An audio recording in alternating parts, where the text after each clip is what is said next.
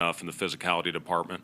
We've had 3 really, really tough days in a row, and I really didn't care what their loads look like. We've got the analytics and the sports science department, and I pay a lot of attention to that. We're very fortunate to have them, but when they laid out a load plan for me, I crumpled it up and I threw it in the garbage, and I said, we need to go hard, and we need to go physical. And that's exactly what we've done the last 3 days. I don't care what their legs are like tomorrow. We had to get after it. And, the Coach Izzo football pads, we were just short of going out and doing that. So, we'll see how we respond to it tomorrow. I know these guys are sore, but again, I really didn't care. We got 10 games left, and we need to get right and more consistent from a physicality standpoint. If we don't, it's going to be a bad second half of the Big Ten season. So, hopefully we'll get Juwan back on the floor soon, get everybody right, and, if it has to be shorter stints tomorrow, then so be it. But, it's a big game, big opportunity, but I just felt we needed 3 really tough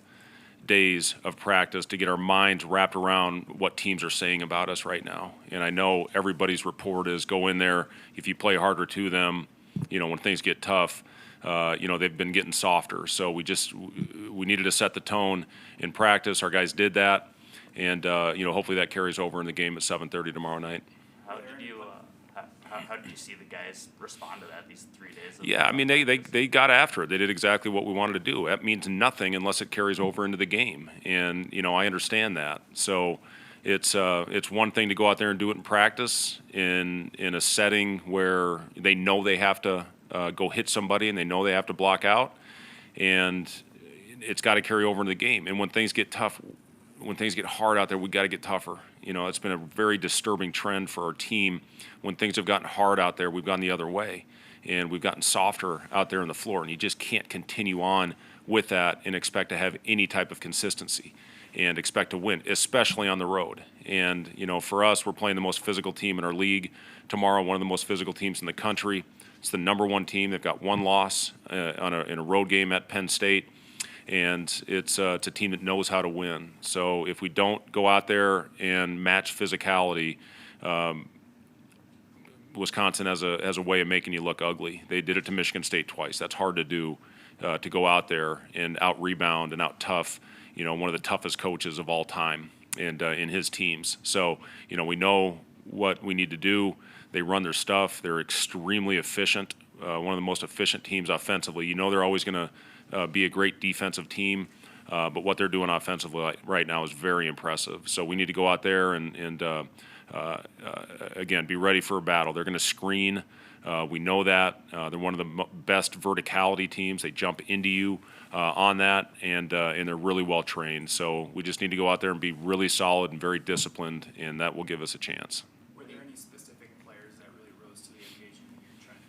Our older guys did a good job this week, and Rink, we've been pretty limited. He wanted nothing to do with that. He said, don't limit me this week, Coach. I want to be out there. I need to be out there, and he was out there for every rep in practice. So started with him. Josiah again was really good. It was good to have Juwan back out there in live reps, and again, Boogie's had a good couple days. He was good in practice. Kale was good the last few days, and I know Kale's going to go out and hit somebody. I talked to him about being ready, and again, if we're getting out tough, you looking back on it, the first guy I look at after every game is myself. I look in the mirror, what could I have done better? And I needed to have 5 guys out there that were playing more physical than the guys we had out on the floor the other night. When you go back to the game at Madison, how much was Wisconsin's offensive success just them making shots, and how much it had to do with you guys not doing the things physically that you were just talking about? Yeah, we missed assignments. There's no doubt about that. Anytime Connor Seaton's in the game, they're running plays for him, and we tried to go around screens. You're not going to get around Wisconsin screens. They're too good at it, and that's what got him freed up, and that's what got him confident. I think he hit 4 threes on us that game. But overall, yeah, they were unbelievable offense, but they've been unbelievable all year offensively. And we had some breakdowns, and again, when they got confident, we had a really tough time slowing them down. Offensively, we were pretty good. I think we shot right around 50%. We turned it over too much. And that's the other thing I've talked to our guys about. When you look at our formula for success, when we take care of the ball and when we rebound, we win. And when you look, I'll just use our last 3 games as an example. We play Northwestern, And we took care of one of those two. We rebounded well. We out-rebounded them by 14. We turned it over 18 times, and we won a close game. We play Ohio State.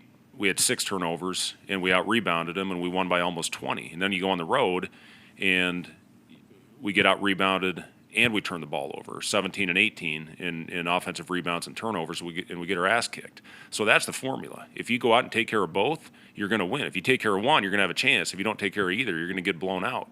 And it's a huge emphasis right now because teams are pressuring us, and we got to use it against them. You know, your eyes should light up when you see pressure. You should be able to use that pressure against them and get good looks when that happens. But we're playing in a crowd too much. We're over-penetrating, over-dribbling. And if we make simple plays, when we do that, we get the defense shifted, we have a pretty darn good offense. How does, just kind of broadly speaking, preparation change for seeing a team a second time in a season versus the first? Well, you have obviously plenty of examples from the first time of what went well and what didn't. And offensively, we had some pretty good possessions. Defensively, we didn't have very many. And it's I guess that's the biggest thing, Wilson, is, you know, obviously you can look back on the first time and then you got to adjust. You got to make adjustments from things that you did well and then obviously things where you got exposed. So that's been the big thing is going back, watching a lot of film. This is the first time we've had 3 days prep, I think, actually on the floor. We had an off day and then had 3 days to prepare. So we were able to watch a lot of film with our team, and now we got to go out and execute the game plan and have scout discipline. And if you do that, we should have a chance. K-State's had a couple quieter games. Is there anything you can do to get him going more? Is that something where you don't want to press that issue, just, you know, let it come naturally? Yeah, I mean, obviously he missed a couple where he was all by himself, I think, on 2 of his shots that didn't go in, and that just doesn't happen very often. After making his first one of the game, he hit the first shot to put us up. And I'll say this, you go back, look at that Maryland game, we threw the first punch. We get up 10 right away. That should be, especially in an early game, a great sign. But when you go away from what's making you successful, it's you're going to struggle, and that's exactly what we did when we started turning it over, and then they just started pounding us from a physicality standpoint. But you know, we need to do a better job of finding Casey. When we're in transition, he had a couple possessions where he was open, and we just didn't have the awareness to find him when we were doing a great job of that earlier in the season. CJ, you know, got it going for us a little bit. I think he was the only guy in double figures for us in that game. But, you know, we need Casey to be aggressive. He obviously takes contested shots, but he can make some of those as well. And, you know, the Northwestern game, I think, was a perfect example. You got to be diligent. You got to keep moving, and eventually you're going to open up and get free space. And that's what he did to hit the game winner against Northwestern, whatever it was, a week and a half ago. So, you know, we need to do a better job of finding him. But the pressure that was applied by Maryland, that made it tough for us to really execute. And when you can't get the ball over half court, it's hard to get a guy a shot. Fred, getting an opportunity to play a top 10 team at home again for a second time this year, how big of an opportunity is this for your squad? Yeah, it's huge. And, you know, our guys know that. They read all this stuff that's out there. And, you know, it's a great opportunity to play an unbelievable basketball team.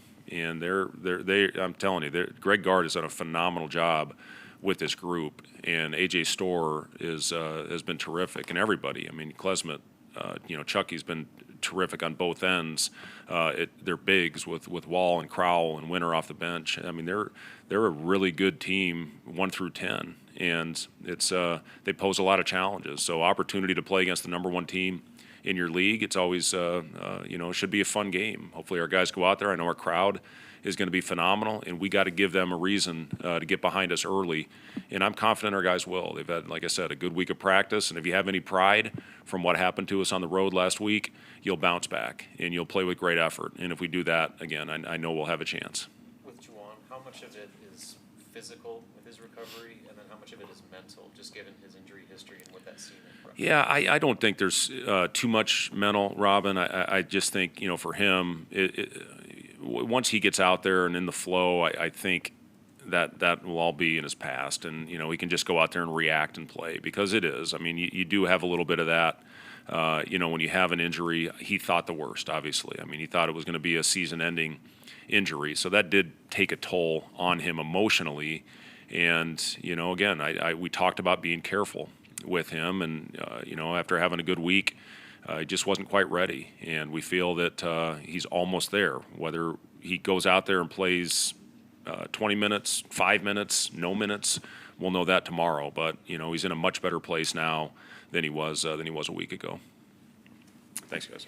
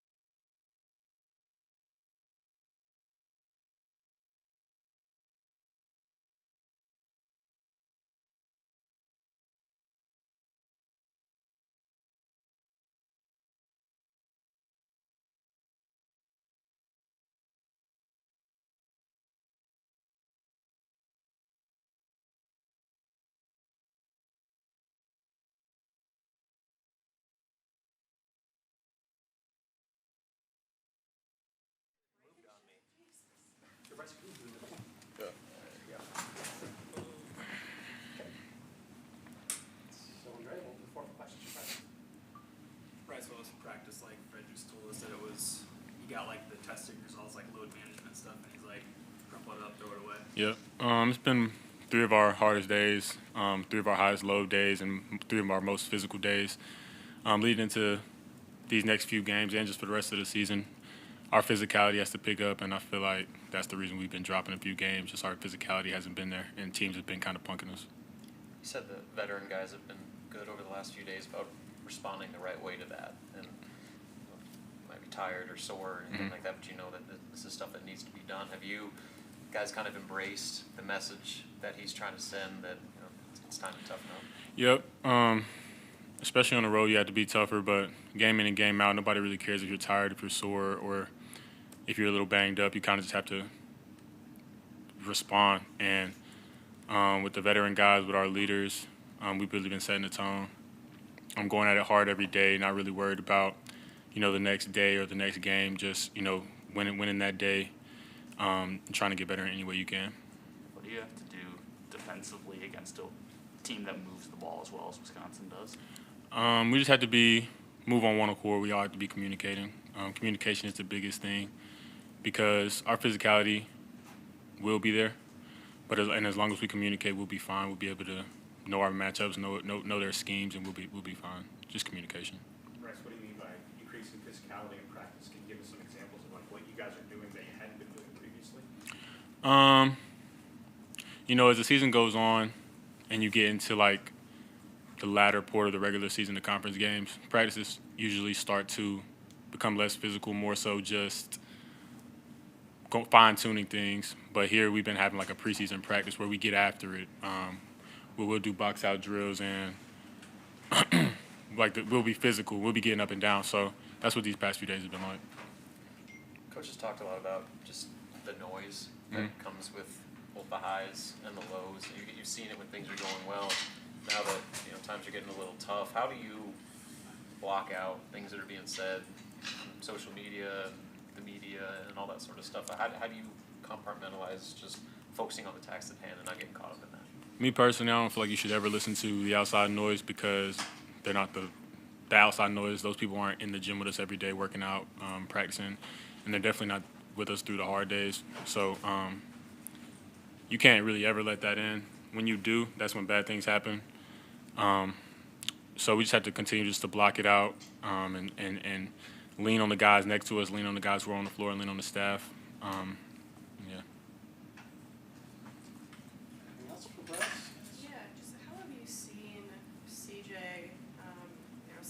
got here, like develop into the player that he's become this year?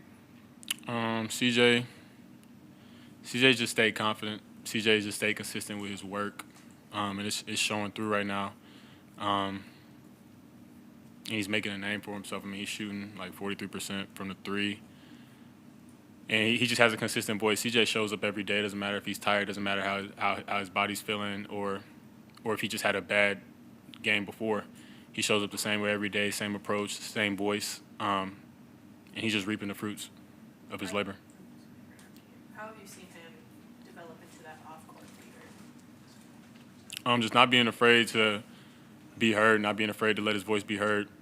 That's the biggest thing. I feel like that's the most uncomfortable thing for anybody who wants to be a leader. Saying what's not popular, saying what needs to be heard isn't always easy. But CJ just always has that consistent voice, and that's the biggest thing that I've seen. Bryce, what do you think about getting to play the Big Ten leading team at home, in front of will probably be a pretty charged up crowd? You always feel more comfortable at home. But I feel like we're all heading tomorrow just ready to set the tone. We've been dropping a few games, and we want to change the narrative. So we're just ready to play tomorrow. That's all I have to say. Anything else, guys? Okay, you guys? Okay. Thanks, Bryce.